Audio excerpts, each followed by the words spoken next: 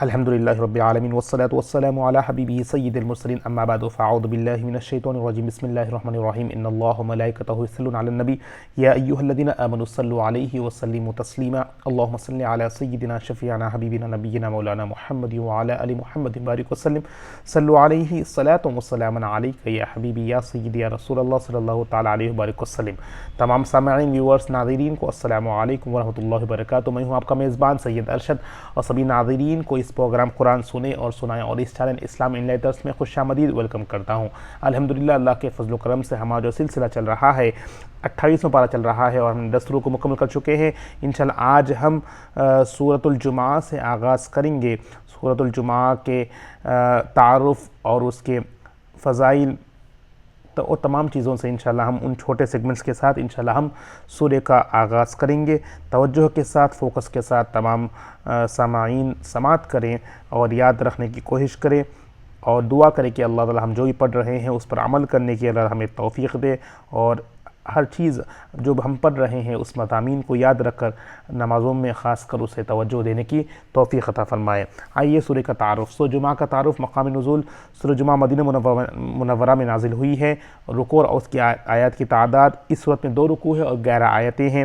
جمعہ نام رکھنے کی وجہ 7 دنوں میں سے ایک دن کا نام جمعہ ہے اور اس دن سورج ڈھلنے کے بعد جو نماز ادا کی جاتی ہے اسے نماز جمعہ کہتے ہیں۔ اس سورت کی آیت نمبر 9 میں لفظ الجمعہ موجود ہے، اسی مناسبت سے اس سورت کا نام سورہ جمعہ رکھا گیا ہے۔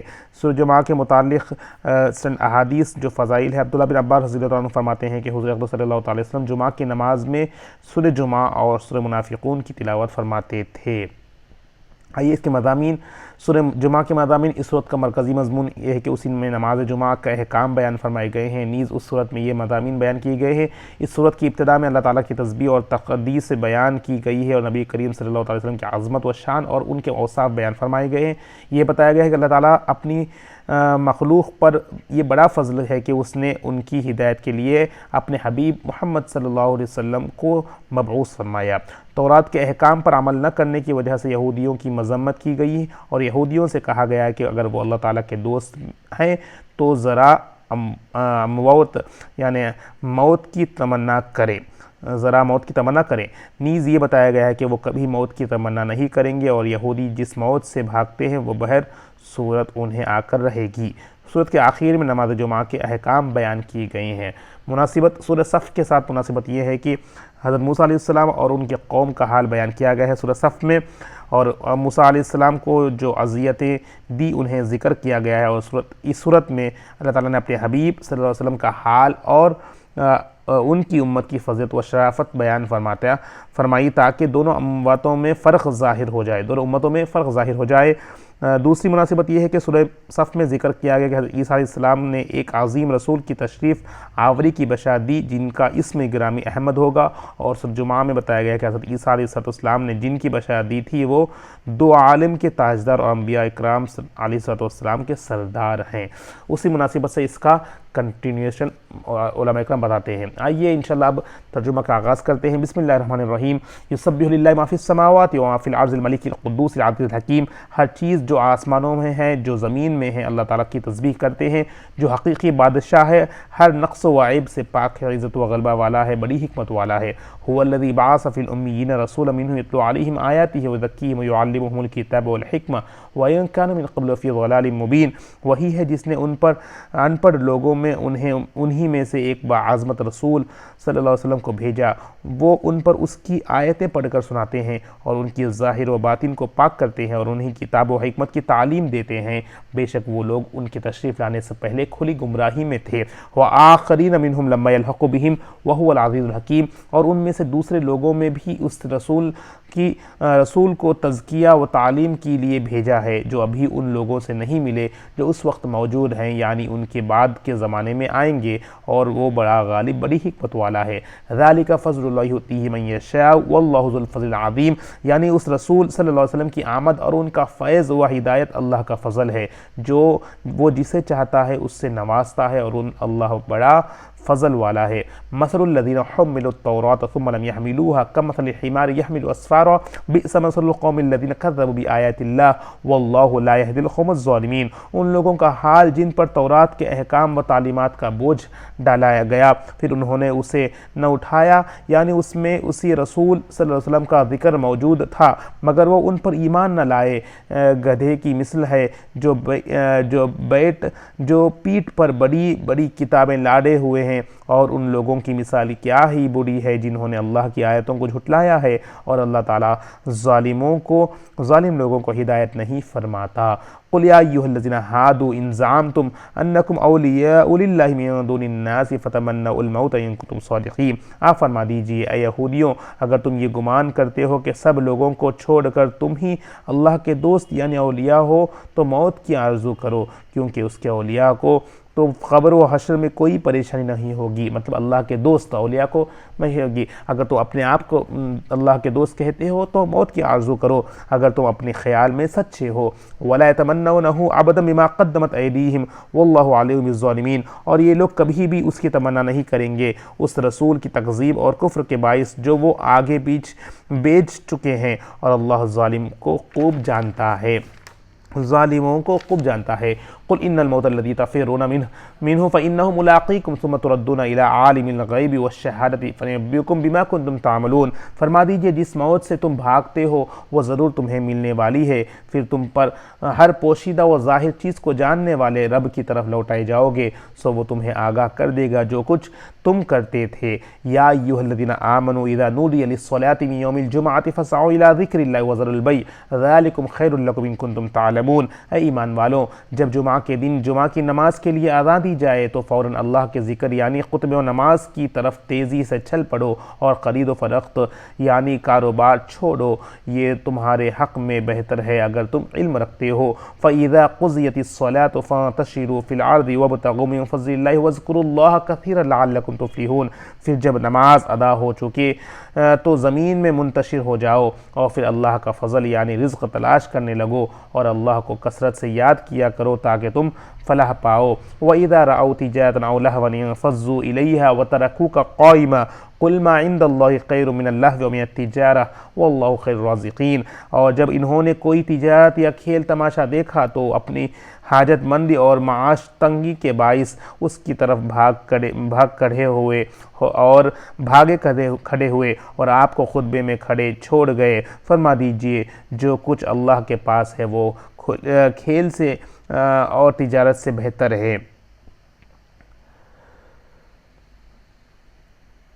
جو کچھ اللہ کے پاس ہے وہ کھیل اور تجارت سے بہتر ہے، اور اللہ سب سے بہتر رزق دینے والا ہے۔ مطلب یہاں پر نماز کی طرف دوڑے بھاگنا، اذان سے پہلے یعنی جمعہ کی اذان ہوتے ہی تمام چیزوں کو چھوڑ کر اللہ کے طرف رجوع ہونے کی یہاں پر اہمیت بھی بتا رہی ہے۔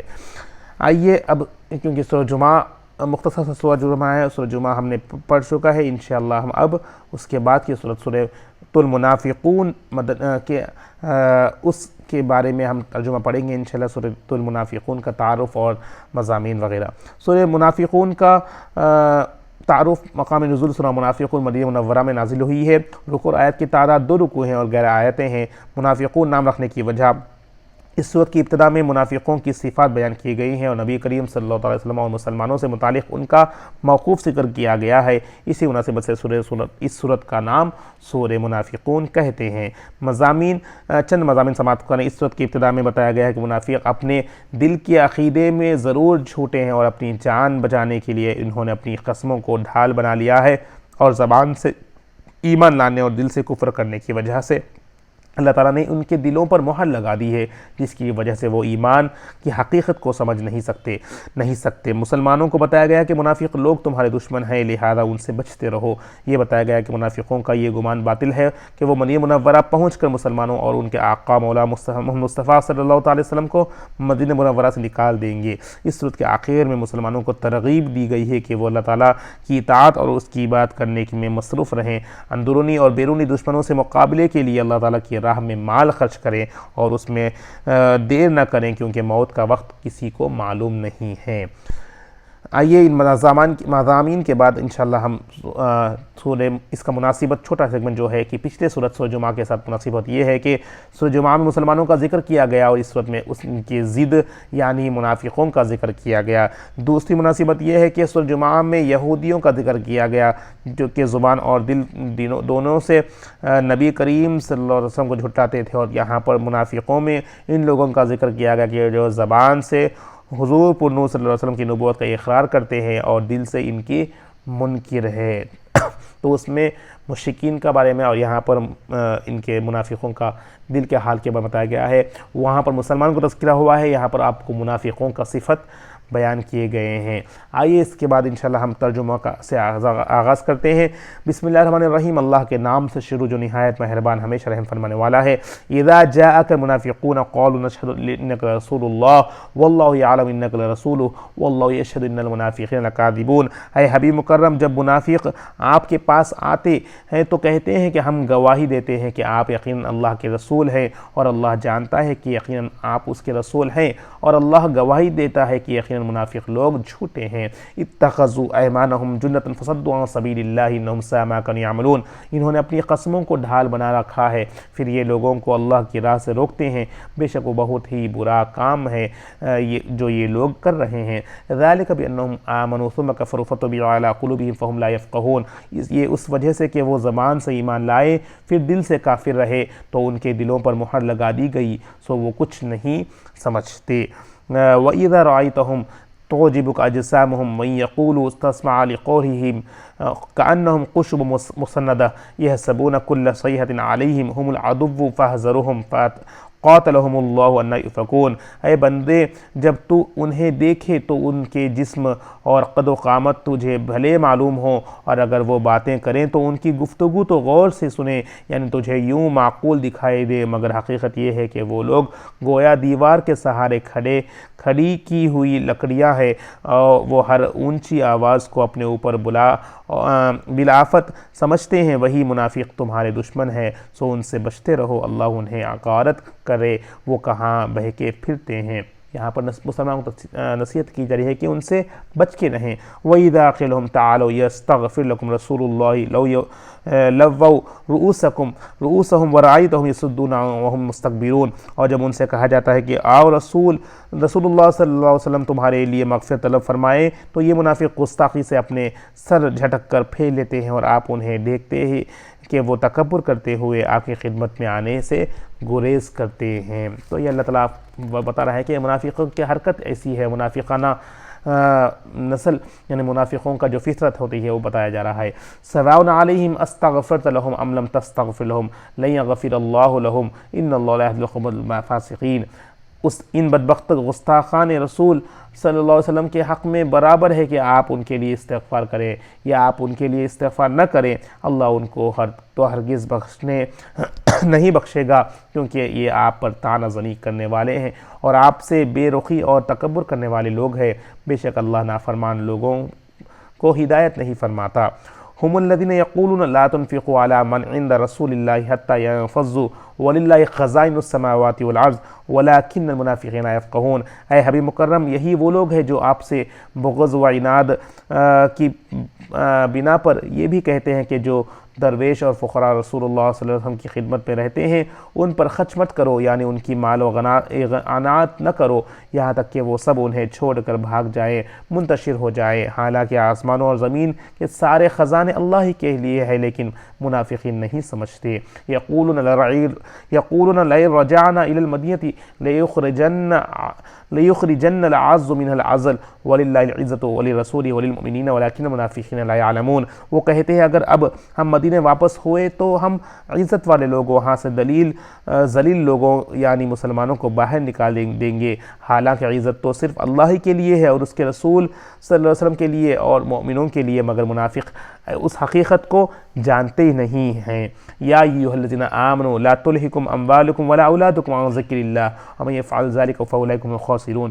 اے ایمان والوں، تمہارے مال اور تمہارے اولاد کہیں تمہیں اللہ کی یاد سے غافل نہ کر دے، اور جو شخص ایسا کرے گا تو وہی لوگ نقصان اٹھانے والے ہیں۔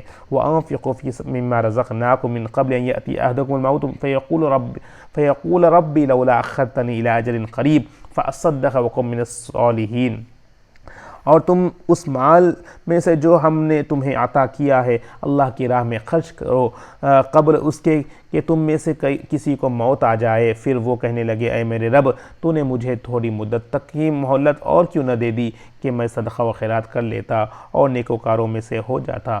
وَلَن يُؤَخِّرَ اللَّهُ نَفْسًا إِذَا جَاءَ أَجَلُهَا وَاللَّهُ خَبِيرٌ بِمَا تَعْمَلُونَ، اور اللہ ہرگز کسی شخص کو مہلت نہیں دیتا جب اس کی موت کا وقت آ جاتا ہے، اور اللہ ان کاموں سے خوب آگاہ ہے جو تم کرتے ہو۔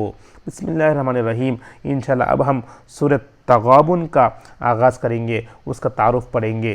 سورۃ تغابن کا تعارف مقام نزول اکثر مفسرین کے نزدیک سورۃ تغابن مدینہ منورہ میں، اور بعض مفسرین کے نزدیک قول یہ ہے کہ آیت نمبر 14 یا ایھا الذین آمنوا ان من ازواجکم سے شروع ہونے والی 3 آیتوں کے علاوہ یہ صورت مکیہ ہے۔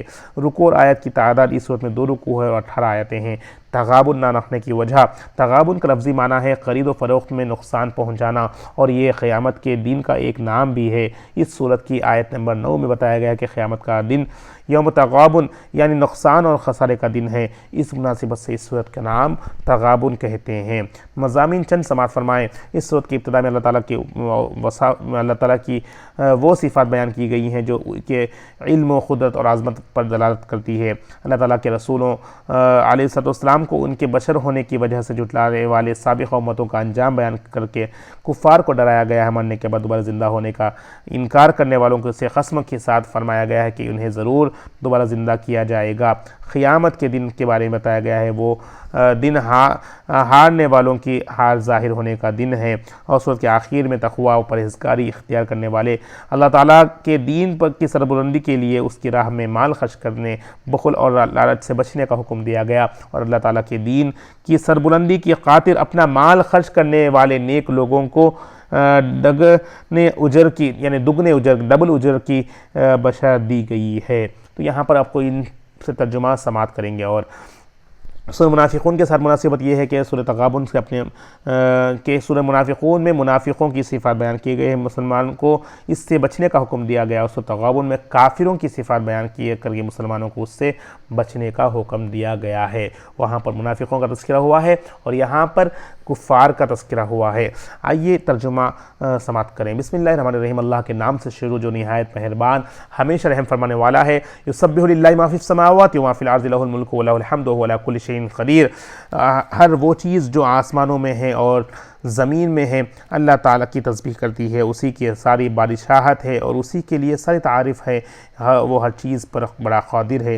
هو الذی خلقکم فمنکم کافر ومنکم مؤمن واللہ بما تعملون بصیر۔ وہی ہے جس نے تمہیں پیدا کیا، بس تم میں سے کوئی کافر ہو گیا اور تم میں سے کوئی مومن ہو گیا، اور اللہ ان کاموں کو جو تم کرتے ہو خوب دیکھنے والا ہے۔ خلق السماوات والارض بالحق وصورکم فاحسن صورکم والیہ المصیر۔ اسی نے آسمان اور زمین کو حکمت و مقصد کے ساتھ پیدا فرمایا، اور اسی نے تمہاری صورتیں بنائی، پھر تمہاری صورتوں کو خوب تر کیا، اور سب کو اس کی طرف لوٹ کر جانا ہے۔ یعلم ما فی السماوات والارض ویعلم ما تسرون وما تعلنون۔ جو کچھ آسمانوں اور زمین میں ہے وہ جانتا ہے، اور ان باتوں کو بھی جانتا ہے جو تم چھپاتے ہو اور جو تم ظاہر کرتے ہو۔ اور اللہ سینوں والی وما تسرون وما تعلنون واللہ علیم بذات الصدور۔ اور اللہ تعالیٰ جو ظاہر اور اللہ سینوں کے والی راز یعنی جو دل کے اندر ہے وہ راز باتوں کو بھی خوب جاننے والا ہے۔ واللہ علیم بذات الصدور، جو دلوں کے اندر بھی ہے وہ اللہ تعالیٰ جاننے والا ہے۔ الم یأتکم نبأ الذین کفروا من قبل فذاقوا وبال امرہم ولہم عذاب علیم۔ کیا تمہیں ان لوگوں کی خبر نہیں پہنچی جنہوں نے تم سے پہلے کفر کیا تھا؟ انہوں نے دنیا میں اپنے کام کی سزا چکھ لی ہے، اور ان کے لیے آخرت میں بھی دردناک عذاب ہے۔ ذالک بأنہ کانت تأتیہم رسلہم بالبینات فقالوا ابشر یہدوننا فکفروا وتولوا واستغنى اللہ واللہ غنی حمید۔ یہ اس لیے کہ ان کے پاس ان کی رسول واضح نشانے لے کر آتے تھے تو وہ کہتے تھے کیا ہماری ہی مثل اور ہم جنس بشر ہمیں ہدایت کریں گے؟ سو وہ کافر ہو گئے اور انہوں نے حق سے روگردانی کی، اور اللہ نے بھی ان کی کچھ پرواہ نہ کی، اور اللہ بے نیاز ہے، لائق حمد و ثنا ہے۔ زعم الذین کفروا ان لن یبعثوا قل بلی وربی لتبعثن ثم تنبؤن بما عملتم وذلک علی اللہ یسیر۔ کافر لوگ یہ خیال کرتے ہیں کہ وہ دوبارہ ہرگز اٹھائے جائیں گے۔ فرما دیجئے کیوں نہیں، میرے رب کی قسم تم ضرور اٹھائے جاؤ گے، پھر تمہیں بتا دیا جائے گا جو کچھ تم نے کیا تھا، اور یہ اللہ پر بہت آسان ہے۔ فآمنوا باللہ ورسولہ والنور الذی انزلنا واللہ بما تعملون خبیر۔ پس تم اللہ اور اس کے رسول صلی اللہ علیہ وسلم پر اس نور پر ایمان لاؤ جسے ہم نے نازل فرمایا ہے، اور اللہ ان کاموں سے خوب آگاہ ہے جو تم کرتے ہو۔ یوم یجمعکم لیوم الجمع ذلك يوم التغابن ومن يؤمن بالله ويعمل صالحا يكفر عنه سيئاته ويدخله جنات تجري من تحت الانهار خالدين فيها ابدا ذلك الفوز العظیم۔ جس دن وہ تمہیں جمع ہونے کے دن میدان حشر میں اکٹھا کرے گا، یہ ہار اور نقصان ظاہر ہونے کا دن ہے، اسی نسبت سے اس کا نام آیا ہے کہ لین دین ہار اور یعنی ظاہر نقصان اٹھانے کا دن ہے۔ اور جو شخص اللہ پر ایمان لاتا ہے اور نیک عمل کرتا ہے تو اللہ اس کے نام اعمال سے اس کی خطائیں مٹا دے گا، اور جو اسے جنتوں میں داخل فرما دے گا جن کے نیچے نہریں بہہ رہی ہیں، وہ ان میں ہمیشہ رہنے والے ہوں گے۔ یہ بہت بڑی کامیابی ہے۔ والذین کفروا وکذبوا بآیاتنا اولئک اصحاب النار خالدین فیہا وبئس المصیر۔ اور جن لوگوں نے کفر کیا اور ہماری آیتوں کو جھٹلایا وہی لوگ دوزخی ہیں جو اس میں ہمیشہ رہنے والے ہیں، اور وہ کیا ہی برا ٹھکانہ ہے۔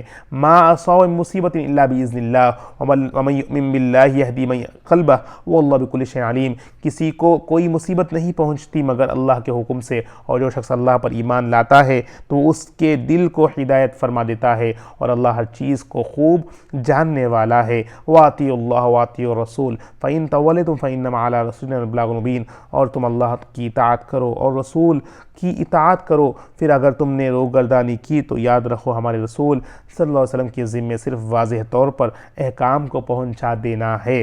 اللہ لا الہ الا ہو وعلی اللہ فلیتوکل المؤمنون۔ اللہ ہی معبود ہے، اس کے سوا کوئی معبود نہیں، اور اللہ ہی پر ایمان والوں کو بھروسہ رکھنا چاہیے۔ یا ایھا الذین آمنوا ان من ازواجکم واولادکم عدوا لکم فاحذروہم وان تعفوا وتصفحوا وتغفروا فإن اللہ غفور رحیم۔ اے ایمان والوں، بے شک تمہاری بیویوں اور تمہاری اولاد میں سے بعض تمہارے دشمن ہے، پس ان سے ہوشیار رہو، اور اگر تم صرف نظر کر لو اور درگزر کر لو اور معاف کر دو تو بے شک اللہ بڑا بخشنے والا نہایت مہربان والا ہے۔ انما اموالکم واولادکم فتنہ واللہ عنده اجر عظیم۔ تمہارے مال اور تمہاری اولاد محض آزمائشی ہے، اور اللہ کی بارگاہ میں بہت بڑا اجر ہے۔ فاتقوا اللہ ما استطعتم واسمعوا واطیعوا وانفقوا خیرا لانفسکم ومن یوق شح نفسہ فاولئک هم المفلحون۔ پس تم اللہ سے ڈرتے رہو جس قدر تم سے ہو سکے، اور اس کے احکام سنو اور اطاعت کرو اور اس کی راہ میں خرچ کرو، یہ تمہارے لیے بہتر ہوگا۔ اور جو اپنے نفس کے بخل سے بچا لیا جائے سو وہی لوگ فلاح پانے والے ہیں۔ ان تقرضوا اللہ قرضا حسنا یضاعف له ویغفر لکم واللہ یضاعف لکم ویغفر لکم واللہ شکور حلیم۔ اگر تم اللہ کو اخلاص اور نیتی سے اچھا قرض دو گے تو وہ اسے تمہارے لیے کئی گناہ بڑھا دے گا اور تمہیں بخش دے گا، اور اللہ بڑا قدر راشنائی ہے، بردبار ہے۔ اللہ تعالیٰ بڑا قدر راشنائی کرنے والا ہے اور بردبار ہے۔ عالم الغیب والشہادۃ العزیز الحکیم۔ ہر نہاں اور عیاں یعنی جو بھی دکھ رہا ہے اور پوشیدہ ہے کو جاننے والا ہے، بڑے غلبہ و عزت والا، بڑی حکمت والا ہے۔ عالم الغیب والشہادۃ العزیز الحکیم، ہر نہاں اور عیاں کو جاننے والا ہے، بڑے غلبہ و عزت والا، بڑی حکمت والا ہے۔ انشاءاللہ ہم یہاں پر آج کے نشست کا ختم کرتے ہیں۔ ہم نے 3 صورتوں کا ترجمہ سماعت کیا، سورۃ الجمعہ، سورۃ المنافقون اور سورۃ تغابن کا۔ آئیے آئندہ نشست میں انشاءاللہ ہم سورۃ الطلاق سے اور اس کے بعد یہ چند صورتیں پڑھ کر انشاءاللہ ہم 28 بار کا اختتام کرتے ہیں۔ رب کی بارگاہ میں دعا ہے میرے مولا، یا اللہ ہم نے جو کچھ پڑھا ہے سنا ہے اس میں کچھ کوتاہیاں ہو یا غلطیاں ہو اپنے فضل و کرم سے معاف فرما دے میرے مولا۔ یا اللہ ہم نے جو بھی سماعت کی ہے یا اللہ اسے سمجھنے کی توفیق نصیب فرما دے، یا اللہ اس پر عمل کرنے کی توفیق نصیب فرما دے میرے مولا۔ یا اللہ اس میں کچھ کوتاہیاں ہوں یا غلطیاں غلطیاں ہوں اپنے فضل و کرم سے معاف فرما دے میرے مولا۔ یا اللہ ہمیں جس طرح بتایا گیا ہے یا اللہ منافقوں سے بچنے کا اور کفار سے بچنے کا یا اللہ توفیق دی گئی ہے، اللہ ہمیں یا اللہ ہمیں توفیق دے کہ اللہ ہم ان سے محفوظ رہیں یا میرے مولا۔ یا اللہ ایمان والا، پکا ایمان والا، سچا ایمان والا بننے کی توفیق نصیب فرما دے۔ یا اللہ اطیع اللہ و اطیع الرسول، تیرے اور تیرے بتائے ہوئے نبی کے راستے پر چلنے والا بنا دے میرے مولا۔ سارے دعاؤں کو اپنے فضل و کرم سے اپنے پیارے حبیب صلی اللہ علیہ وسلم کے صدقے سے قبول فرما دے۔ اللہم ربنا تقبل منا انک انت السمیع العلیم وتب علینا انک انت التواب الرحیم، وصلی اللہ تعالی خیر خلق نور عرش محمد وعلی آلہ وصحبہ اجمعین برحمتک یا ارحم الراحمین، والحمد للہ رب العالمین، بحق لا الہ الا اللہ محمد رسول اللہ صلی اللہ علیہ وسلم۔